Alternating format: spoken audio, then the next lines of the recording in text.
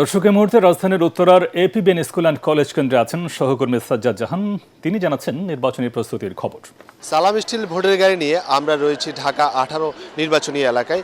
এখানে এখনও নির্বাচনী উপকরণ সংগ্রহ বা সরবরাহ করা না হলেও প্রিজাইডিং অফিসার বা রিটার্নিং অফিসাররা তাদের কর্মভার বুঝে পেয়েছেন এবং কি তারা ইতিমধ্যে আমরা খবর নিয়ে দেখেছি যে নিরাপত্তা বলয়ের সৃষ্টির জন্য সিসিটিভি ক্যামেরা স্থাপন থেকে শুরু করে সার্বিক তদারকির ভিতরে রয়েছে এই কেন্দ্রগুলো। তো আমার কাছে আমি যেটি আরও লক্ষ্য করেছি যে আইন শৃঙ্খলা পরিস্থিতি নিয়ন্ত্রণে রাখার জন্য সেনাবাহিনীর পাশাপাশি র্যাব, পুলিশ ও বিজিবি মাঠে তৎপর রয়েছে।